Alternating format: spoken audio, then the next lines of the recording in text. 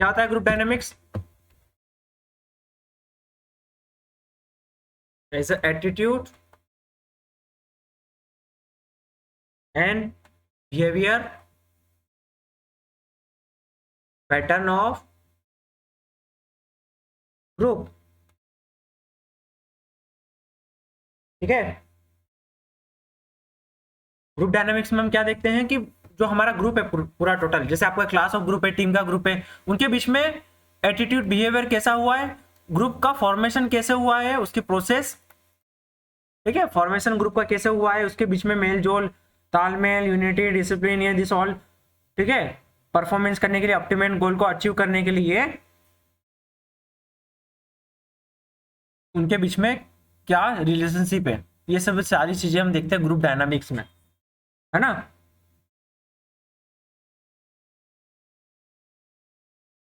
Clear है? तो जैसे सपोज आपका क्या है, क्लास का ग्रुप है या टीम का ग्रुप है ना, तो उसमें जैसे आपने देखा होगा फर्स्ट ईयर में, अब जैसे आए हो आपके बेचमेंट्स नए नए थे, तो उनके बीच में क्या हुआ, फॉर्मिंग हुआ। ये स्टेजेस है ग्रुप डायनामिक्स के, कि ग्रुप कैसे बनता है, कैसे परफॉर्म करता है कंप्लीट ग्रुप, जिसका टास्क अच्छा हो और एक ऑप्टिमम लेवल का परफॉर्मेंस कर सके वो, है ना, जब नई नई टीम बनती है। ठीक है, तो जैसे आपने फर्स्ट ईयर में इंटर हुए, तो ये क्या है, फॉर्मिंग का स्टेज है। ठीक है, फर्स्ट ईयर जिसमें क्या होता है, इंटरेक्शन होता है आपस में। फॉर्मिंग के टाइम पे क्या होता है, आपस में इंटरेक्शन होगा, स्टार्टिंग में कंफर्टेबल रहेंगे एक दूसरे के साथ में, नोइंग ईच अदर। ठीक है, मतलब स्टार्टिंग में बहुत ज्यादा मतलब लड़ाई झगड़ा नहीं होता है कुछ, एकदम स्टार्टिंग में, जब बिगिनिंग में आप स्टार्टिंग में कॉलेज में आए हो फर्स्ट वीक में, तो एक दूसरे से क्या करते हो, फेमिलियर होते हो। ठीक है, तो ये क्या है, फॉर्मिंग का स्टेज। नेक्स्ट है स्ट्रॉमिंग। अब आता है storm. Storming can be destructive for group. अब इस टाइम पे क्या हो गया, आपके कॉलेज में इमेजिन करिए, ठीक है, 2-3 मंथ हो चुके हैं, ठीक है, 2 मंथ हो चुके हैं, अब सब क्या करना चाहते हैं, अपने आप को दिखना चाहते हैं, डोमिनेट करना चाहते हैं। ठीक है, अपने आप को कि I am the best, I am the ये वो, मुझे आता है वो, ऐसा ऐसा जो भी है, राइट। तो उस टाइम पे क्या हो सकता है, थोड़ा सा डिस्ट्रक्शन आ सकता है ग्रुप में थोड़ा सा प्रॉब्लम आ सकती है ना। जैसे आपने फर्स्ट ईयर जैसे ही क्रॉस किया, फर्स्ट ईयर का फर्स्ट मंथ, 2-3 मंथ, तो उसके बाद में आप देखो थोड़ा बहुत लड़ाई झगड़ा स्टार्ट हो जाता है बच्चों के बीच में। स्टार्टिंग में तो बेचमेंट मिलते हैं, भाई तू भाई भाई भाई बहन, जो भी स्टार्टिंग में करते हैं, तो 2-3 मंथ हो जाते हैं, 6 मंथ हो जाते हैं, उसके बाद में हल्का सा लड़ाई झगड़ा होता है, फाइट होती है आपस में, थोड़ा थोड़ा होता है। तो ये क्या है, स्ट्रोमिंग का स्टेज है। स्ट्रोमिंग मतलब हवा आंधी आ रही, तो थोड़ा बहुत ग्रुप में डिस्ट्रक्शन हो रहा है ना, उसमें डोमिनेटिंग करना चाहते हैं, अपने आप को एक्टिव बताना चाहते हैं, है ना, लीडर जो रहेगा उसके ऊपर क्वेश्चन उठाएंगे। अगर वो स्टेज आपने क्रॉस कर ली, तो आप पहुंच जाओगे नॉर्मिंग स्टेज में। आपने सेकेंड ईयर निकाल लिया, अब आता है नॉर्मिंग स्ट्रेस। ठीक है, अब ये पहुंच गए हम लीडरशिप कैंप, सपोज इमेजिन करिए, उससे पहले आप में इतनी ज्यादा वो दोस्ती आ रही नहीं थी, आप लीडरशिप कैंप में पहुंच चुके हो, आप एक दूसरे के पीछे ट्रस्ट आ जाएगा, कोऑपरेशन आ जाएगा। स्टार्टिंग में क्या हुआ था, जब फर्स्ट ईयर में आए थे, स्टार्टिंग में तो कुछ डिस्टर्बेंस नहीं था, फर्स्ट वीक में एक दूसरे से मिलजुल के रहते थे, फिर थोड़ा टाइम आपने बिठाया, स्ट्रॉमिंग आ गया, उस टाइम पे थोड़ा बहुत लड़ाई झगड़ा होता है। अब आप पूछ चुके हो लीडरशिप कैंप में या फिर स्कूलिंग के टाइम पे, आपस में क्या होगा एक दूसरे के इसमें, suppose leadership camp, trust, cooperation, unity. ठीक है, एक दूसरे से मिलजुल के रहोगे, एक दूसरे को जानोगे, आपको एक दूसरे की कमी पता चल जाएगी, वो एक्सेप्ट कर लोगे, है ना। इस टाइम पे क्या होता है, स्ट्रॉमिंग के टाइम पे इमेजिन करिए कि भाई एक दूसरे की कमी, भाई वो चिढ़ जाता है, वो मेरे से सामान ले लेता है, पर खुद का मांगते तो देता नहीं है वो। अब ये सारी चीजों को आप एक्सेप्ट कर लेते हो, अपने मेंबर्स को, ग्रुप मेंबर्स को आप एक्सेप्ट कर लेते हो नॉर्मिंग में, कि उसका बिहेवियर ऐसा है, तो आपको उससे कुछ फर्क नहीं पड़ेगा, आप एक दूसरे को एक्सेप्ट कर लेते हो, आपको पता चल जाता है कि हाँ वो वैसा ही है, तो इससे कुछ प्रॉब्लम नहीं होगी, आपने देखा होगा बेसमेंट। तो ये क्या है, नॉर्मिंग का स्टेज, है ना। अब इसमें क्या है, बेहतरीन तरीके से बढ़िया से परफॉर्म करोगे, ग्रुप में क्या आ जाएगा, सिनर्जी आ जाएगा, सिंक्रोनाइजेशन आ जाएगा, एक दूसरे से मेल जुल के रहोगे, मोटिवेट करोगे, नॉलेज, कॉन्फिडेंस, स्किल, ये सब हाई लेवल पे रहेगी। तो ये थे आपके ग्रुप डायनामिक्स के लेवल। ठीक है, तो ये स्टेजेस आता है, इससे ज़्यादा इसमें कुछ आता नहीं है, इतना सा कॉन्सेप्ट है। उसके बाद आता है परफॉर्मिंग, आप मिलजुल के एक साथ परफॉर्म करोगे, है ना। आपने जब भी कोई सामने टीम आ जाएगी तो उसको हरा दोगे, एक दूसरे से यूनिटी आ जाएगा, आपके ग्रुप में यूनिटी आ जाएगी। कोई सामने वाला चैलेंज करके बता दे, आप बढ़िया से यूनिट होके खेलोगे। और एडजॉर्निंग, तो this are the stages. Clear है, तो आपको ये सीक्वेंस याद रखना है ना, बस इतना याद रखना है, उससे ज्यादा कुछ इसमें होता नहीं है, तो मतलब बहुत ज्यादा डीप कॉन्सेप्ट नहीं आता इसमें कभी भी। ओके,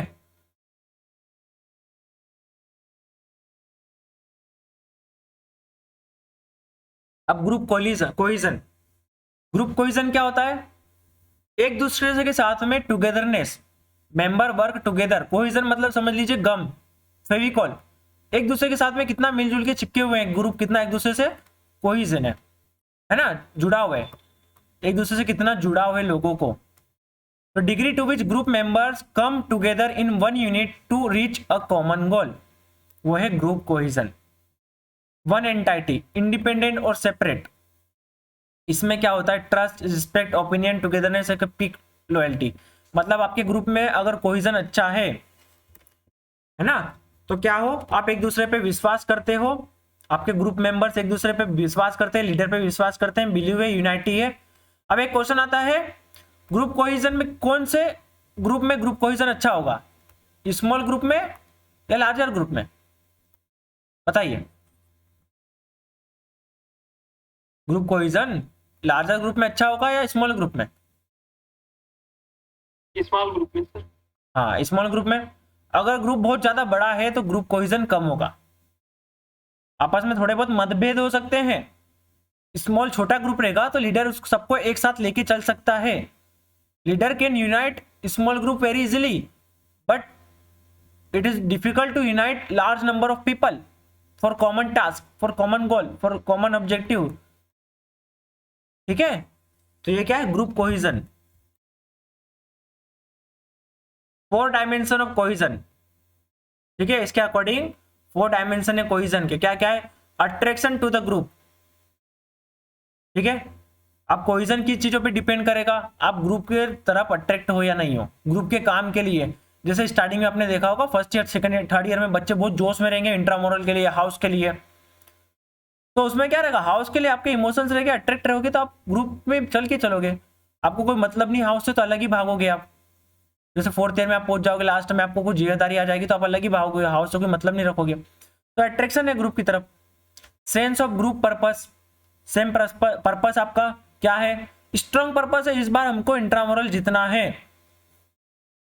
माइंड में सबने सोच लिया इस बार इंट्रामोरल जीतना है, तो आपस में एक दूसरे में आ जाओगे। अगर आपका पर्पस नहीं रहेगा तो यूनिटी नहीं रहेगी। एक स्ट्रॉन्ग पर्पस होने के कारण आपके इसमें आ जाएगी कोहिजन। तो क्या सेकंड पॉइंट क्या है? Sense of group purpose.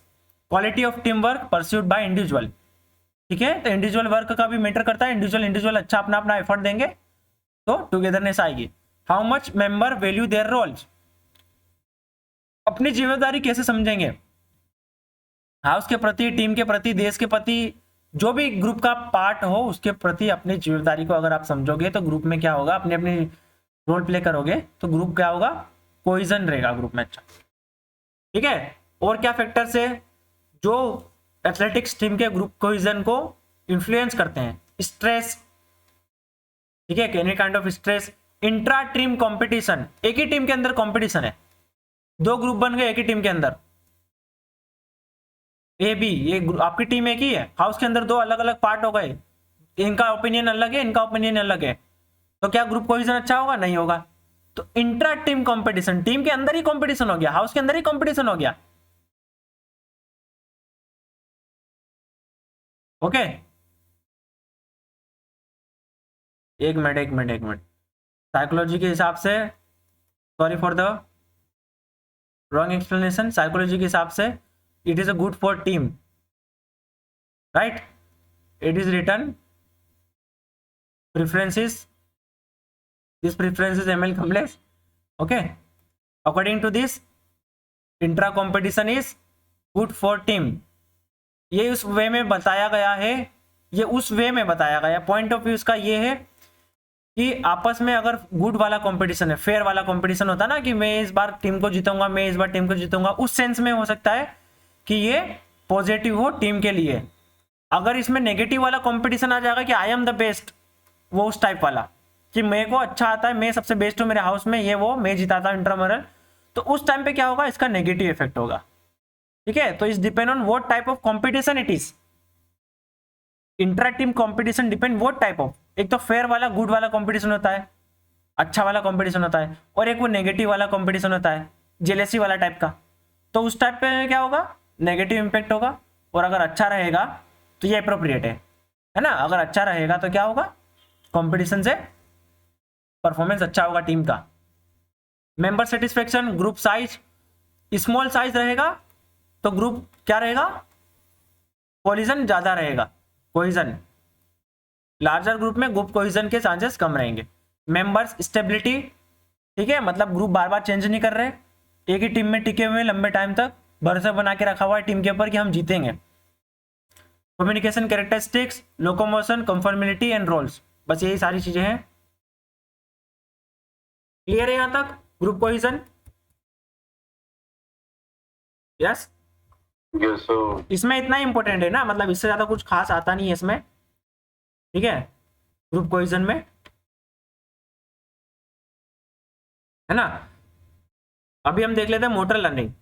ये आपके इसमें दिया गया है, साइकोलॉजी में टॉपिक है मोटर लर्निंग का, है ना। उसमें एक दो एमसीक्यूज आते हैं, जैसे ओपन स्किल क्या होता है, ठीक है, ये पूछा जाता है कई बार, जैसे क्लोज्ड स्किल क्या होता है, तो ये देख लेते हैं।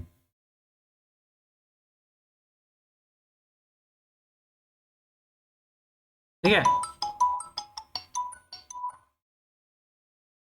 सिंपल रिफ्लेक्स, मोटर लर्निंग क्या होता है, स्टेजेस क्या है मोटर लर्निंग के, simple reflexes, learning posture, locomotor skill, fine motor skills. अब सिंपल रिफ्लेक्सेस क्या हो सकता है, जैसे नॉर्मल से रिफ्लेक्सेस क्या होगा, रिफ्लेक्स क्या होता है, जब भी आपको रिफ्लेक्स वर्ड दिखे तो समझ जाना कि ऑटोमेटिक चीज है। रिफ्लेक्सेस दिखे मतलब ऑटोमाइजेशन आ जाता है, ऑटोमेटिक। ठीक है, अब स्किल के ऊपर रिफ्लेक्शन आना तो वो तो लास्ट स्टेज है, बट एक कुछ नेचुरल इनेट रिफ्लेक्सेस आपके अंदर डेवलप हो जाते हैं। जैसे आपने क्या करा, आपको चटका लग गया, यहाँ पे आपने कैंडल के ऊपर गलती से बिना देखे आपने हाथ हल्का सा, अपने हाथ यहाँ पे चले गया, तो अब अचानक से पीछे ले आओगे इसको बिना सोचे समझे। It is a kind of reflex action, it is a kind of reflex action.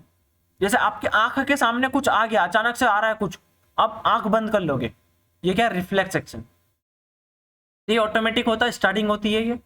और रिफ्लेक्स एक्शन अगर स्किल की बात करें तो एंड में क्या होता है, जैसे आपको कैच कर रहे हो, है ना, बैडमिंटन खेल रहे हो, तो आप बहुत ज्यादा प्रैक्टिस कर करके उसको ऑटोमेटाइज करते हो। तो एक वो रिफ्लेक्स एक्शन हमारा, रिफ्लेक्सेस एक्टिविटी मतलब रिफ्लेक्सेस फास्ट हो चुके हैं कैचिंग के, बैटिंग के, स्किल के, है ना। तो ये स्टार्टिंग में होता है हमारा रिफ्लेक्स, सिंपल रिफ्लेक्स, ये स्टार्टिंग का।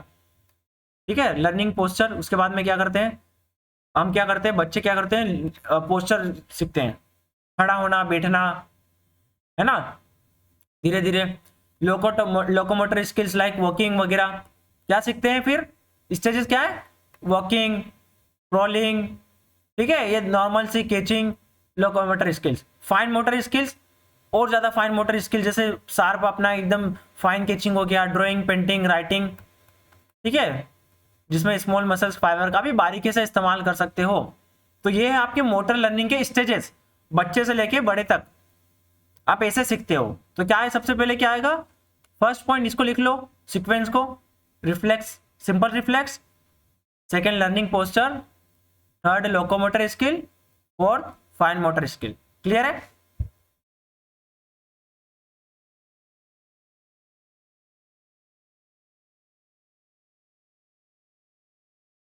Simple reflex, basic movement, complex motor pattern, climbing वगैरह, ये सब चीजें ड्यूरिंग लेटर चाइल्डहुड।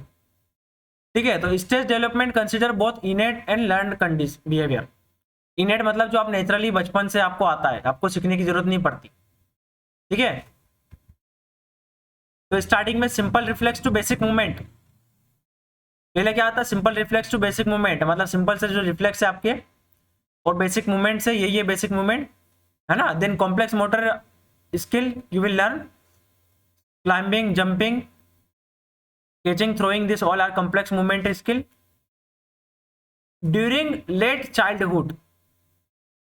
चाइल्डहुड में आप क्या सीखते हो, मोर स्पेसिफिक मूवमेंट है ना, मोर स्पेसिफिक मूवमेंट, जैसे कि new and this become more fluid automatic है ना। जो भी आप ये सीख रहे हो जंपिंग, क्लाइंबिंग और ये चीजें, इसमें आपका क्या आ जाएगा, ऑटोमेटाइजेशन आ जाएगा, आप इसको परफेक्ट सीखने की तरफ करोगे।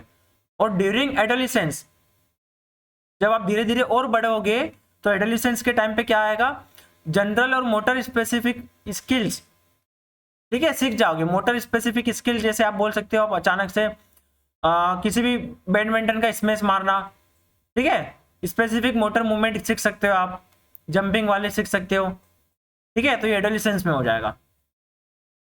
अब टाइप ऑफ मोटर स्किल्स क्या क्या है, according to Bryant J Cratty, gross motor, fine motor skills. Gross motor मतलब big muscles, walking, running, is all.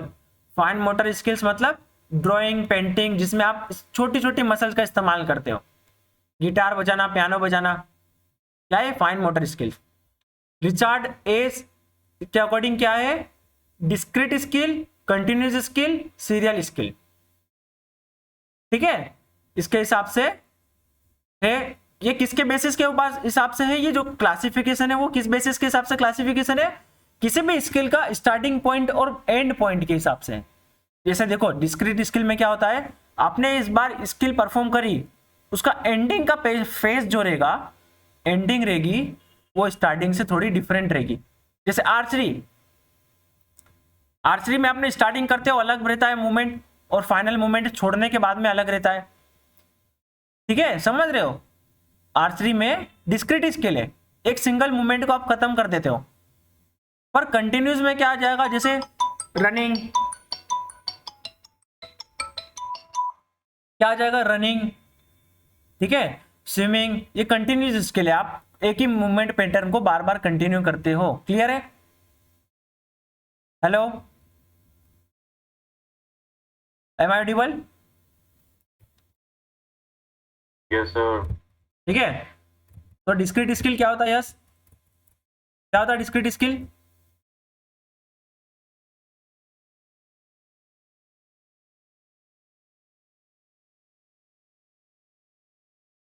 क्या होता है डिस्क्रीट स्किल, बताइए एनीवन।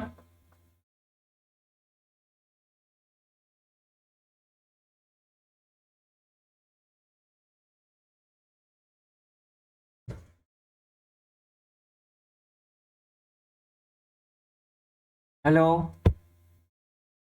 इसमें सर असाइक्लिक मूवमेंट जो होता है उसको इंक्लूड किया जा सकता है सर, क्या sir? yes we can say acyclic movement, yes right it can be acyclic movement starting, yes बोलिए, स्टार्टिंग एंड क्या होगा, डिफरेंट होगा। जैसे आर्चरी हो गई, शूटिंग हो गई, है ना, ठीक है। आपने जरा लगा के छोड़ दिया, serial skill, various steps movement, series of movement in sequence, जैसे जिम्नास्टिक्स हो गया, है ना, सीरियल मूवमेंट क्या हो गया, जैसे जिम्नास्टिक हो गया, आपने सीरियल ऑफ मूवमेंट किए, 2-3 मूवमेंट किए, जरूरी ना हो वो सेम हो, ठीक है, तो वेरियस स्टेप्स, ट्रिपल जंप हो गया, तो ये सीरियल मूवमेंट हो गया, ठीक है। On the basis of stability of the environment, क्या है, open skill, close skill, on the basis of stability of environment क्या हो सकती है, ओपन स्किल क्या हो सकती है, जैसे सोकर, ठीक है। अब ये ओपन स्किल का मतलब क्या है, जिसमें आप इन्वायरमेंट से डील करते हो, आप बॉल को मारोगे तो इसमें बॉल का लेना देना है, अपोनेंट का परफॉर्मेंस का लेना देना है, आप खुद से नहीं कर रहे हो, इन्वायरमेंट से मैनिपुलेट कर रहे हो, बॉल से मैनिपुलेट कर रहे हो, कोई एक्सटर्नल ऑब्जेक्ट है जिससे आप मैनिपुलेट कर रहे हो। वैसे ही क्लोज स्किल में क्या होता है, जैसे रनिंग कर रहे हो, जिम्नास्ट कर रहे हो, उसमें जो सामने वाला इक्विपमेंट रहेगा स्टैटिक रहेगा, स्टैटिक रहेगा, उसमें कोई मैनिपुलेशन नहीं है, आपको दिमाग नहीं लगाना है, आपको परफॉर्म करना है वो चीज को, समझ रहे हो, ओपन स्किल और क्लोज स्किल में डिफरेंस। यस, ओपन स्किल में क्या है, जिसमें आप क्या कर रहे हैं, deal with the environment, with the ball, with the external players, with the external forces. But in close skill you are just dealing with the your own self performance. आपका खुद का परफॉर्मेंस के ऊपर डिपेंड करेगा। जो सामान है बाहर का वो तो स्टैटिक है, उसमें कोई चेंजेस नहीं आ रहा है।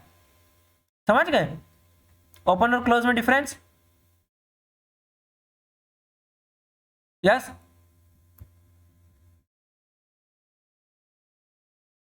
हेलो। सर ओपन में सर हम अपोनेंट को भी लेंगे सर? हाँ हाँ, अपोनेंट भी आ सकता है ना। मतलब जिसमें क्या है, किसी और चीज का भी लेना देना है, मतलब चेंजेस आ सकते हैं इन्वायरमेंट के साथ में, अपोनेंट आएगा बिल्कुल। ठीक है, जैसे अपोनेंट सामने आ गया तो अपन ने क्या किया, इसको चेंज करके, डायरेक्शन को चेंज करके बॉल को उधर की साइड ले गए। बट क्लोज स्किल में ऐसा नहीं होता है, आपको दिमाग नहीं लगाना है, सिंपल से चीजें मिली आपको, वो परफॉर्म करना है आपको। जैसे ट्रिपल जंप हो गया, जिम्नास्ट हो गया, है ना। ये क्या है, क्लोज स्किल है। You are not dealing with the environment और एक्सटर्नल और एनी प्लेयर और द अपोनेंट प्लेयर और any equipment, you are just performing yourself, right. In the case of open skill, you are just dealing with the environment. You are just dealing with the external force, external player, or any external influence can affect your performance. External influence आपके performance को influence कर सकता है open skill में। Close skill में आपने बंद कर लिया, क्लोज कर लिया चीज को कि भाई मेरे अलावा किस परफॉर्मेंस किसी और पे डिपेंड करता ही नहीं है। ये क्या है, क्लोज स्किल है। समझ गए?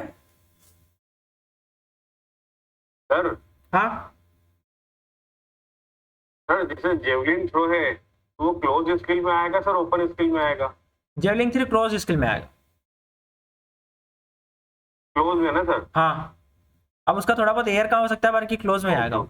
हाँ ठीक है, वो तो स्टैटिक है, इन्वायरमेंट एयर तो क्या है, नॉर्मल ही है, बाकी क्लोज में आएगा। ठीक है, जेलिंग थ्रू क्लोज में आएगा, साइकिलिंग क्लोज में आएगा, जैसे ट्रिपल जंप क्लोज में आएगा, रनिंग क्लोज में आएगा, है ना, football, basketball.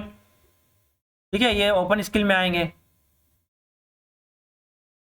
Volleyball, football, basketball, this all are open skill. ठीक है, मोटर स्किल लर्निंग प्रिंसिपल्स, ये आपके यूजीसी नेट का एक टॉपिक है, मोटर लर्निंग मैच्योरिटी। जो समझाने की चीजें वही अब मैं एक्सप्लेन करूंगा। ठीक है, जो बेसिक से पॉइंट है तो उसमें कुछ कॉन्सेप्ट ही नहीं है, बहुत सारे टॉपिक्स ऐसे भी हैं। कॉग्निटिव एबिलिटी, मोटर स्किल आप किस पे डिपेंड करता है, आपकी मेंटल क्षमता के ऊपर भी डिपेंड करता है ना। कोऑर्डिनेशन लेवल कैसा है, आप, मैंने स्किल को डेमोस्ट्रेट किया, वो क्या स्किल को आप सोच पा रहे हो। अगर आप वो चीज को सोच ही नहीं पा रहे हो तो स्किल को परफॉर्म कैसे करोगे। कोऑर्डिनेशन, आपकी क्या कैच कर पा रहे हो स्किल को, मैंने आपको शॉर्टपुट करके परफॉर्म करके बताया, आप कैच नहीं कर पा रहे हो कि पैर को कैसे उठाना है, ये करना, तो आपको coordination also affect your motor skill performance. Practice, simple सी बात है, no need to explain. Practice के देखो तो बहुत सारे पार्ट है, मास पार्ट प्रैक्टिस, जब पूरी स्किल को एक साथ परफॉर्म कर, स्किल कॉम्प्लेक्स हो, has many elements, require warm up, new require, एक मिनट इसमें देख लेता कुछ है कि नहीं एक्सप्लेन करने के लिए। Distribute practice, simple practice, repetitive, varying, demand concentration, fatigue, whole part, ये पता है आपको, होल पार्ट ये सब पता है क्या? होल पता है, किसी भी स्किल को आप एक बार में कंप्लीट करते हो, है ना, जिसको आप ब्रेक नहीं कर सकते वो होल में आ जाएगा। जैसे जिम्नास्ट वगैरह में समरसॉल्ट लगा रहे हो, है ना, पार्ट बाय पार्ट, जैसे आप एक एक टुकड़े कर करके सीखते हो, फिर उसको कंबाइन कर देते हो। ठीक है,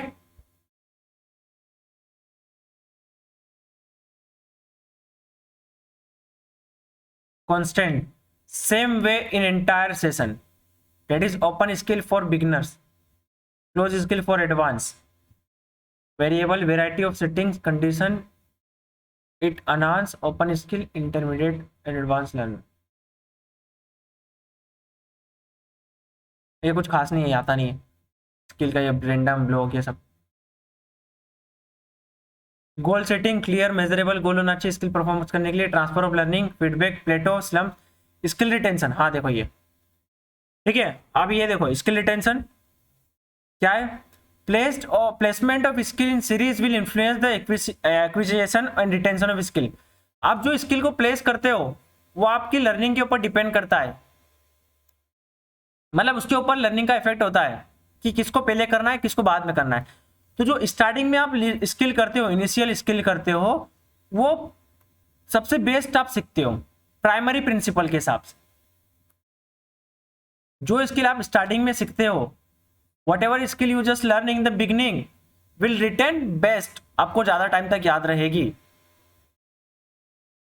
ओके जो आप मिडिल में सीखते हो, रिटेन लिस्ट, ठीक है, क्या होगी लास्ट, और क्या होगा रिटेन लिस्ट, मतलब सबसे कम आपके याद रहेगी, आपको भूल जाओगे उसको। And final portion retain better than above, recency principle, ठीक है, जो आपने रिसेंट में सीखा इसलिए। तो इसका मतलब क्या है, जो भी स्किल आप मिडिल में सीखते हो सबसे कम आपको याद रहेगी लिस्ट, फाइनल में है तो वो तो सब बेस्ट रहेगी, और फाइनल वाली भी इनिशियल वाली भी बेस्ट रहेगी। देखो मैं इसको थोड़ा सिंपल कर देता हूं, जो स्किल आपने सबसे पहले सीखी है फर्स्ट, वो बेस्ट रिटेन रहेगी, क्या है, प्राइमरी प्रिंसिपल।